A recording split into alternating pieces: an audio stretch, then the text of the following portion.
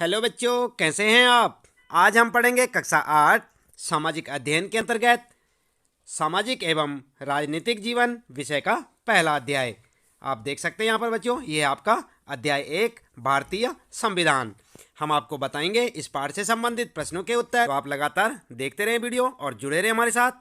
Channel को subscribe अवश्य कर दें, बेल आइकन भी दबा दें ताकि आपको आने वाली प्रत्येक नई वीडियोज़ की नोटिफिकेशन भी मिलती रहेगी। तो बच्चों चलिए अब शुरू कर लेते हैं इस पाठ के प्रश्न उत्तर। आज हम पढ़ रहे हैं कक्षा 8 सामाजिक एवं राजनीतिक जीवन का पहला पाठ भारतीय संविधान, और हम आपको बता रहे हैं यहाँ पर इस पाठ से संबंधित प्रश्नों के उत्तर अभ्यास प्रश्नोत्तर में। ध्यान दें आप। सबसे पहले हम आपको बताते हैं यहाँ पर पाठ के अंतर्गत पूछे गए प्रश्न और उनके उत्तर। पाठ के बीच बीच में कुछ प्रश्न पूछे होते हैं जिनके उत्तर आपको लिखने होते हैं। तो सबसे पहले हम पाठ के बीच वाले जो प्रश्न होते हैं उनके उत्तर आपको बता रहे हैं। सबसे पहला प्रश्न है, आप देख सकते हैं, मूलभूत शब्द से आप क्या समझते हैं। अपने रोजमर्रा के जीवन के आधार पर मूलभूत नियम का एक उदाहरण दें। और ये प्रश्न बच्चों आपको देखने को मिलेगा, आप देख सकते हैं पेज नंबर 6 यानी कि पेज नंबर 6 पर आप देखें, आपको ठीक इसी प्रकार से एक प्रश्न दिखाई देगा। तो इस प्रश्न का उत्तर आप क्या लिखेंगे बच्चों। उत्तर आप इस प्रकार से लिखें, मूलभूत शब्द का अभिप्राय है मौलिक या आवश्यक। क्या है मूलभूत का अभिप्राय? मौलिक या आवश्यक। उदाहरण के लिए, यदि हम कोई खेल खेलना चाहते हैं तो हमें उस खेल के मूलभूत नियम जानने होंगे। क्या समझे बच्चों। आप क्रिकेट खेलते हैं तो आप क्रिकेट से संबंधित सारे नियम जानते हैं, और कबड्डी खेलते हैं तो कबड्डी के नियमों को जानते हैं, तभी तो खेल पाते हैं ना अच्छा सा। तो इसलिए मूलभूत शब्द का भी यही अभिप्राय है कि मौलिक या आवश्यक। यदि हम कोई खेल खेलना चाहते हैं तो हमें उस खेल के मूलभूत नियम जानने होंगे। यही क्या है, मूलभूत का अर्थ है। इसके बाद बच्चों दूसरा प्रश्न है आपका, नेपाल की जनता एक नया संविधान क्यों चाहती थी। ये प्रश्न भी आपको पेज नंबर 6 पर मिलेगा।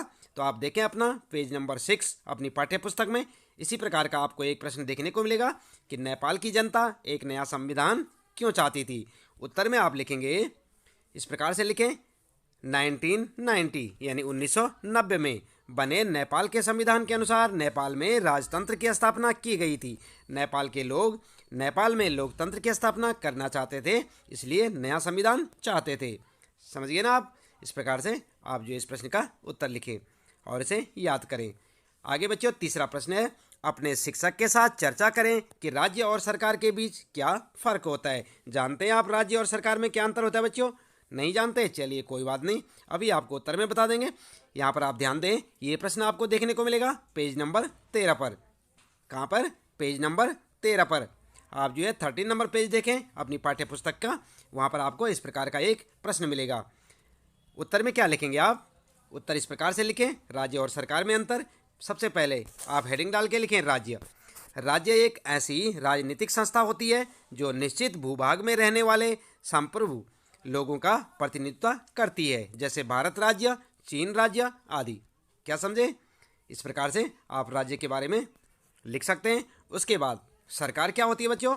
सरकार के बारे में लिखेंगे सरकार, फिर हेडिंग डाल के लिखेंगे सरकार कानून बनाती है, उन्हें लागू करती है। सरकार को चुनावों के द्वारा बदला जा सकता है। तो इस प्रकार से आप राज्य और सरकार के बीच में क्या अंतर है ये समझ गए होंगे। इस प्रकार से आप देखें, ये तीसरा प्रश्न था आपका, और उसका उत्तर आप इस प्रकार से लिख सकते हैं। एक बार राज्य लिखें हेडिंग डाल के उसके बारे में, फिर सरकार और उसके बारे में। चौथा प्रश्न बच्चों आप ध्यान देंगे, निम्नलिखित परिस्थितियों में कौन से मौलिक अधिकारों का उल्लंघन हो रहा है। और ये प्रश्न आपको मिलेगा 14 नंबर पेज पर। आप अपनी पाठ्य पुस्तक के 14 नंबर पेज पर देखें बच्चों, आप जो है, और वहाँ पर जो है आपको इसी प्रकार का एक प्रश्न मिलेगा, निम्नलिखित परिस्थितियों में से कौन सा मौलिक अधिकारों का उल्लंघन हो रहा है। और 1 2 3 4 करके देखेंगे, यदि 13 साल का एक बच्चा कालीन के कारखाने में मजदूरी करता है तो कौन से कानून का उल्लंघन हो रहा है। नंबर दूसरा है, यदि किसी राज्य का कोई नेता दूसरे राज्यों के लोगों को अपने राज्य में काम करने से रोकता है। और तीसरा है यहाँ पर, यदि किसी जन समूह को राजस्थान में तेलुगु माध्यम का स्कूल खोलने की अनुमति नहीं दी जाती है। अगला है चौथा पॉइंट है यहाँ पर, यदि सरकार सशस्त्र बलों में कार्यरत किसी अधिकारी को इसलिए पदोन्नति नहीं दे रही है क्योंकि वह अधिकारी महिला है, तो यहाँ पर जो चार हैं आपके लिए, चार बिंदु हैं, चारों पर आपको ये देखना है कि कौन से अधिकार का हनन हो रहा है। तो उत्तर बच्चों आप इस प्रकार से लिखें, निम्नलिखित मौलिक अधिकारों का उल्लंघन हो रहा है। और किन का हो रहा है उल्लंघन? शोषण के विरुद्ध अधिकार का उल्लंघन हो रहा है।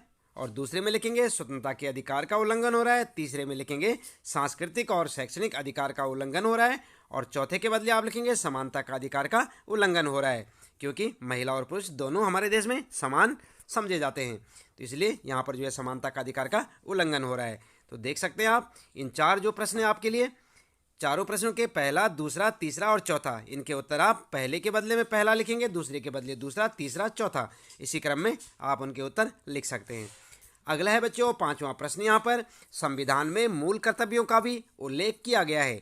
अपने शिक्षक की सहायता से पता लगाएं कि वे कर्तव्य कौन से हैं और लोकतंत्र में नागरिकों द्वारा इन कर्तव्यों का पालन करना क्यों महत्वपूर्ण है। तो आप अपने शिक्षक से भी पता कर सकते हैं बच्चों, और हम भी आपको यहाँ पर बताने वाले हैं। तो देख सकते हैं आप पेज नंबर 15 पर ये आपको जो है ये प्रश्न देखने को मिलेगा। कहाँ पर मिलेगा ये प्रश्न? पेज नंबर 15 पर देखें आप, आपको इस प्रकार का एक प्रश्न देखने को मिलेगा।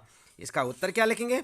उत्तर लिखेंगे बच्चों हमारे मूल कर्तव्य, और फिर हेडिंग डाल के लिखें आप नंबर 1। क्या है हमारे मूल कर्तव्य? नंबर 1 संविधान का पालन करना तथा राष्ट्रध्वज, जानते हैं ना आप जो हमारे देश का झंडा है, राष्ट्रध्वज एवं राष्ट्रगान का सम्मान करना। ठीक है। दूसरा है मूल कर्तव्य भारत की संप्रभुता, एकता और अखंडता को कायम रखना और उसकी रक्षा करना। उत्तर में लिखेंगे तीसरा पॉइंट राष्ट्रीय आंदोलन के प्रेरक विचारों को संजोए रखना और उनका पालन करना। चौथा पॉइंट लिखेंगे सार्वजनिक संपत्ति की रक्षा करना और हिंसा से दूर रहना। और पांचवा लिखेंगे वैज्ञानिक दृष्टिकोण, मानववाद और ज्ञानार्जन तथा सुधार की भावना का विकास करना। ठीक है। तो इस प्रकार से आप जो अपने इस प्रश्न का, पांचवें प्रश्न का उत्तर लिख सकते हैं। ये आपका पांचवा प्रश्न है बच्चों, और उसका उत्तर आप इस प्रकार से लिखें। इसके बाद आप ध्यान दें बच्चों, यहाँ पर है आपके लिए चित्र आधारित प्रश्न। और पहला प्रश्न है मॉनिटर अपनी शक्ति का किस तरह से दुरुपयोग कर रहा है। मॉनिटर जानते हैं ना आप, आपकी क्लास में मॉनिटर होगा, कोई बच्चा मॉनिटर होता है क्लास में, तो मॉनिटर अपनी शक्ति का किस तरह दुरुपयोग कर रहा है। और ये प्रश्न भी आपको मिलेगा पेज नंबर 7 पर, यानी कि 7 नंबर पेज पर देखें, इस प्रकार का आपको एक प्रश्न मिलेगा। और इसमें आप इस प्रकार से वहीं पर आपको एक चित्र देखने को मिलेगा। इस प्रकार से आप एक चित्र बना सकते हैं बच्चों, साथ साथ देख रहे हैं ना आप यहाँ पर। तो इसी प्रकार का आपको अपनी पाठ्य पुस्तक में जो चित्र मिलेगा उसका जो है आप चाहे तो फोटो लगा सकते हैं, यहाँ पर फोटो स्टेट करके लगा सकते हैं, या किसी और तरह से अगर आप पेंसिल से बना सकते हैं तो आप चित्र बना के इसी प्रकार से इसे लिखेंगे। ठीक है। और इसके बाद अगला है बच्चों, यहाँ पर जो है उत्तर में लिखेंगे पहले आप मॉनिटर एक दबंग किस्म का लड़का है, वह अपनी शिक्षिका की अनुपस्थिति में एक बेकसूर सहपाठी को तंग करता है तथा शिक्षिका के लौटने पर उसकी झूठी शिकायत भी करता है तथा उसे सजा दिलवाता है। तो इस प्रकार से आप अपने इस प्रश्न का उत्तर लिख सकते हैं मॉनिटर के बारे में। ध्यान रहे बच्चों, जैसे मैंने आपको बताया ये चित्र आपको आपकी पाठ्य पुस्तक यानी कि सामाजिक एवं राजनीतिक जीवन के पेज नंबर 7 पर देखने को मिल जाएगा, यानी इसी पाठ के अंतर्गत। इसके बाद अगला जो है दूसरा प्रश्न है बच्चों, नीचे दी गई किस परिस्थिति में मंत्री को अपनी सत्ता के दुरुपयोग का दोषी कहा जाएगा। तो यहाँ पर देख सकते हैं आप कै खै गै करके दे रखें। जब वह ठोस तकनीकी कारणों से अपनी मंत्रालय की किसी परियोजना को नामंजूर कर देता है, या फिर खै वाला है जब वह अपने पड़ोसी को अपने सुरक्षा कर्मियों से पिटवाने की धमकी देता है, या फिर गै वाला है जब वह थाने में फ़ोन करके पुलिस अधिकारियों पर दबाव डालता है कि उसके किसी दोषी रिश्तेदार के खिलाफ FIR दर्ज न की जाए। तो आप देख रहे हैं ना, ये आपका प्रश्न काफ़ी लंबा प्रश्न है और दूसरा प्रश्न है, और इसका उत्तर आप क्या लिखेंगे? उत्तर आप लिखेंगे खै वाला जब वह अपने पड़ोसी को अपने सुरक्षा कर्मियों से पिटवाने की धमकी देता है। ठीक है। और गै वाला भी आपका सही है, जब वह थाने में फ़ोन करके पुलिस अधिकारियों पर दबाव डालता है कि उसके किसी दोषी रिश्तेदार के खिलाफ FIR दर्ज ना की जाए। तो इस प्रकार से आप अपना उत्तर लिख सकते हैं, इस प्रश्न का उत्तर। इसके बाद बच्चों अगला है तीसरा प्रश्न यहाँ पर आपका, और यहाँ पर है उपरोक्त चित्रकथा के अंतर्गत पट्ट में कौन से लोग अल्पसंख्या में हैं, बहुसंख्यक गुट द्वारा लिए गए फैसलों से या अल्पसंख्यक गुट किस तरह दबाया जा रहा है। तो इस प्रश्न को आप देख सकते हैं पेज नंबर 8 पर। कहाँ पर देखेंगे बच्चों?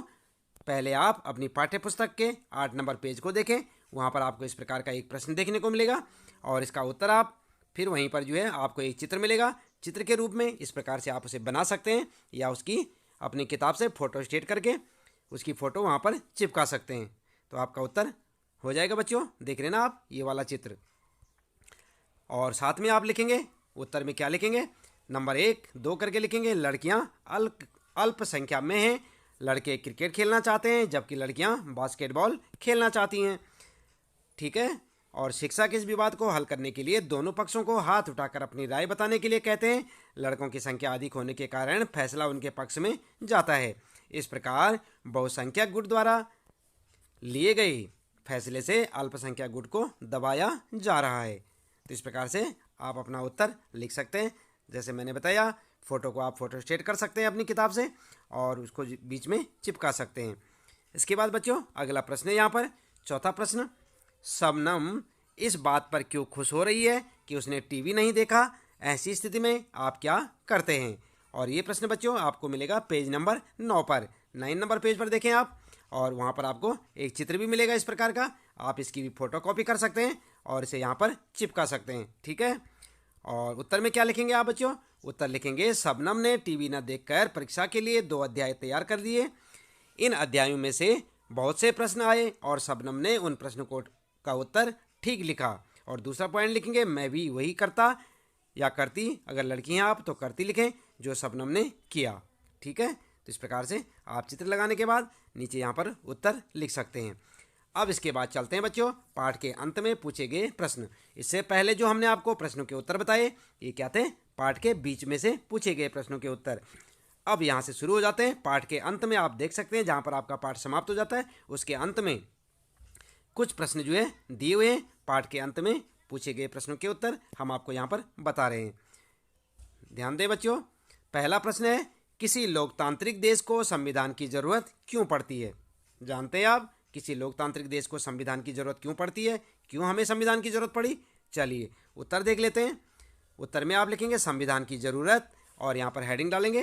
पहला पॉइंट लिखेंगे, यह उन आदर्शों को सूत्रबद्ध करता है जिसके आधार पर नागरिक अपने देश को अपनी इच्छा और सपनों के अनुसार रच सकते हैं। ठीक है, रच सकते हैं लिखें। ठीक है। दूसरा पॉइंट लिखेंगे, यह ऐसे नियम निश्चित करता है जिसके द्वारा शासकों के हाथों सत्ता के दुरुपयोग को रोका जा सके। तीसरा पॉइंट लिखेंगे, संविधान यह भी सुनिश्चित करता है कि कोई ताकतवर समूह किसी दूसरे कम ताकतवर समूह या लोगों के खिलाफ अपनी ताकत का प्रयोग ना कर सके। तो इस प्रकार से आप जो अपने उत्तर को लिख सकते हैं। हेडिंग जरूर डालें आप। हेडिंग लिखें मोटे मोटे अक्षरों में और संविधान की ज़रूरत, और उसके बाद यहाँ पर 3 पॉइंट में अपना उत्तर दे सकते हैं बच्चों। याद रहे, याद भी करें प्रश्नों को, अच्छे से समझें। अगला प्रश्न है बच्चों, नीचे दिए गए 2 दस्तावेजों के हिस्सों को देखिए। पहला कॉलम 1990 का नेपाल के संविधान का है, दूसरा कॉलम नेपाल के ताज़ा अंतरिम संविधान में से लिया गया है। ये है आपका प्रश्न। और यहाँ पर जो है आप जो एक टेबल बनाएंगे इस तरह से और देख सकते हैं यहाँ पर 1990 का नेपाल का संविधान और 2007 का अंतरिम संविधान। यहाँ पर लिखा है भाग 7 कार्यपालिका। यहाँ पर जो है कार्यपालिका भाग 5, अनुच्छेद 35 कार्यकारी शक्तियाँ, अनुच्छेद 37 कार्यकारी शक्तियाँ और नेपाल अधिराज्य की कार्यकारी शक्तियाँ महामहिम नरेश और मंत्रिपरिषद की में निहित होंगी। और यहाँ पर लिखा है नेपाल की कार्यवाही मंत्रिपरिषद में निहित होंगी। तो इसी प्रकार से आप इस टेबल को बनाएं और जैसे इसके बीच में लिखा हुआ है ये सब आप लिख सकते हैं। इसके बाद बच्चों ध्यान देंगे, आगे यहाँ पर पूछा गया है कि नेपाल के इन दोनों संविधानों में कार्यकारी शक्ति के उपयोग में क्या फ़र्क दिखाई देता है। इस बात को ध्यान में रखते हुए क्या आपको लगता है कि नेपाल को एक नए संविधान की ज़रूरत है? यदि है तो क्यों? ठीक है। तो ये प्रश्न है आपका, काफ़ी लंबा प्रश्न है बच्चों, ध्यानपूर्वक देखें। प्रश्न दूसरा ये और इस प्रकार से लिखा हुआ है। तो आप उत्तर में क्या लिखेंगे? उत्तर आप इस प्रकार से लिखेंगे बच्चों। आप लिखें उत्तर, नेपाल को नए संविधान की आवश्यकता है। नंबर 1 यहाँ पर जो है हेडिंग डाल सकते हैं आप। उसके बाद लिखेंगे नंबर 1, 1990 के संविधान में कार्यकारी शक्तियां राजा के हाथ में केंद्रित हैं, जबकि 2007 के अंतरिम संविधान में सत्ता की कार्यकारी शक्तियां मंत्रिपरिषद के हाथ में रहेंगी। तो इस प्रकार से आप अपना उत्तर लिख सकते हैं। दूसरा पॉइंट लिखेंगे, हाँ, नेपाल को नए संविधान की जरूरत है क्योंकि 1990 के संविधान में ये आदर्श निहित हैं जो नेपाल की जनता चाहती है। तो इस प्रकार से आप अपना उत्तर दे सकते हैं। बात करते हैं बच्चों, यहाँ पर तीसरा प्रश्न है ये, अगर निर्वाचित प्रतिनिधियों की शक्ति पर कोई अंकुश न होता तो क्या होता? उत्तर क्या लिखेंगे आप? उत्तर लिखें, अगर शक्ति पर कोई अंकुश नहीं हो तो उसके बाद हेडिंग डाल के लिखें नंबर 1, नंबर 2 करके। नंबर 1, निर्वाचित प्रतिनिधि शक्तियों का दुरुपयोग करते तथा अपनी मनमानी करते। दूसरा पॉइंट लिखें बच्चों, वे किसी को भी डराने, धमकाने और दबाने की कोशिश करते और अल्पसंख्यकों की उपेक्षा करते। तीसरा पॉइंट लिखें, वे अपने निर्णय जनता पर जबरदस्ती थोपते जिस कारण से नागरिक अपने अधिकारों व स्वतंत्रताओं का उपयोग नहीं कर पाते। तो इस प्रकार से आप अपना उत्तर लिख सकते हैं इस तीसरे प्रश्न का। ध्यान दें बच्चों। और उसके बाद चौथा प्रश्न है यहाँ पर आपके लिए, निम्नलिखित स्थितियों में अल्पसंख्यक कौन है? इन स्थितियों में अल्पसंख्यकों के विचारों का सम्मान करना क्यों महत्वपूर्ण है? इसका एक एक कारण बताइए। आई बात समझ में बच्चों? और यहाँ पर आप देख सकते हैं क्या क्या गया करके दिया हुआ है। एक स्कूल में 30 शिक्षक हैं और उनमें से 20 पुरुष हैं। और ख है, एक शहर में 5% लोग बौद्ध धर्म को मानते हैं। और ग वाला है यहाँ पर, एक कारखाने के भोजनालय में 80% कर्मचारी शाकाहारी हैं। और घ वाला है, यहाँ पर देख सकते हैं घ में 50 विद्यार्थियों की कक्षा में 40 विद्यार्थी संपन्न परिवारों से हैं। तो आप क्या करेंगे? उत्तर में लिखेंगे बच्चों। उत्तर आप इस प्रकार से लिखें पॉइंट बनाकर। नंबर 1, महिलाएं अल्पसंख्यक हैं। महिलाओं के विचारों का सम्मान करना महत्वपूर्ण है क्योंकि वे भी पुरुषों के बराबर योग्यता रखती हैं एवं स्कूल में पुरुषों के बराबर ही भूमिका निभाती हैं, है ना बच्चों। उसके बाद दूसरा जो है पॉइंट लिखेंगे, बौद्ध अल्पसंख्यक हैं, उनके विचारों का सम्मान करना महत्वपूर्ण है क्योंकि भारत में धर्मनिरपेक्षता का पालन किया गया है, इसलिए प्रत्येक समुदाय को अपनी संस्कृति की रक्षा और विकास करने का अधिकार है। तीसरा पॉइंट लिखें, मांसाहारी अल्पसंख्यक हैं, उनके विचारों का सम्मान करना महत्वपूर्ण है क्योंकि प्रत्येक व्यक्ति को अपनी पसंद चुनने का अधिकार है। ठीक है। और चौथा पॉइंट लिखें बच्चों, गरीब परिवार के विद्यार्थी अल्पसंख्यक हैं, उनके विचारों का सम्मान करना महत्वपूर्ण है क्योंकि सभी विद्यार्थियों को समान अवसर दिए जाने चाहिए ताकि प्रतिभा का विकास हो सके। तो देख रहे ना आप, थोड़ा लंबा चौड़ा उत्तर है इसका, इस प्रश्न का। तो आप इस प्रश्न को जैसे देख सकते हैं बच्चों, ये चौथा प्रश्न है और इसके जो है अलग अलग टुकड़े हैं यहाँ पर खंड में देख सकते हैं आप, क्या क्या गया गया में। उत्तर भी आप इस प्रकार से पॉइंटों में लिख सकते हैं और इन्हें याद करें बच्चों। अगला पांचवा प्रश्न है यहाँ पर, नीचे दिए गए बाएं कॉलम में भारतीय संविधान के मुख्य आयामों की सूची दी गई है। दूसरे कॉलम में प्रत्येक आयाम के सामने 2 वाक्यों में लिखिए कि आपकी राय में यह आयाम क्यों महत्वपूर्ण है। तो इस प्रकार से आप देख सकते हैं बच्चों, वहाँ पर एक टेबल बनी होगी और उत्तर में क्या लिखेंगे आप? उत्तर लिखेंगे पॉइंट करके। नंबर 1, संघवाद में 3 स्तर की सरकारें होती हैं तथा तीनों स्तर की सरकार के अधिकार क्षेत्र अलग अलग होते हैं। दूसरा पॉइंट लिखेंगे, सरकार के तीनों अंगों विधायिका, कार्यपालिका तथा न्यायपालिका के बीच शक्तियों का बंटवारा इस प्रकार किया गया है कि कोई अंग अपनी शक्ति का दुरुपयोग ना कर सके। आई बात समझ में? और तीसरा है यहाँ पर, तीसरा पॉइंट आपके लिए, मौलिक अधिकार देश के सभी नागरिकों को राज्य की सत्ता के मनमाने और निरंकुश इस्तेमाल से बचाने के लिए दिए गए हैं। चौथा पॉइंट लिखें बच्चों, देश के सभी वयस्क नागरिकों को अपने प्रतिनिधि चुनने का अधिकार दिया गया है। आई बात समझ में? तो इस प्रकार से आप अपने इस प्रश्न का उत्तर लिख सकते हैं। पांचवा प्रश्न है ये आपका और यहाँ पर जो है उत्तर में आप एक एक पॉइंट करके अच्छे से लिखें और उन्हें याद करें। अगला प्रश्न है बच्चों, छठा प्रश्न है, इस नक्शे में निम्नलिखित देशों पर रंग भरें। और कौन कौन से देश हैं आप देख सकते हैं यहाँ पर नीचे दिया हुआ है। क्या है, भारत को लाल रंग से भरें, नेपाल को हरे रंग से भरें और बांग्लादेश को पीले रंग से भरें। ठीक है, अपने आप उत्तर जो है स्वयं आपको करना होगा। देख रहे ना आप यहाँ पर। इसके बाद जो है उत्तर को आपने छात्र स्वयं करें, तो उत्तर आप जो है स्वयं कर सकते हैं। तो देख सकते हैं बच्चों, इस प्रकार का एक मैप ले लें आप मार्केट से और जो जो यहाँ पर बता रखे हैं जिस कलर में आपने करना है उस कलर में यहाँ पर बता रखा है कि भारत को लाल रंग में, नेपाल को हरे रंग में और बांग्लादेश को पीले रंग से आपने दिखाना है। तो बच्चों इस प्रश्न के साथ ही इस पाठ से संबंधित प्रश्नों के उत्तर यहाँ पर समाप्त होते हैं। उम्मीद है कि आपको सारे प्रश्नों के उत्तर अच्छे से समझ आए होंगे और इसी प्रकार आप लगातार जुड़े रहे हमारे साथ, देखते रहे अपने सारे सवालों के उत्तर। मिलते हैं फिर अगली वीडियो में।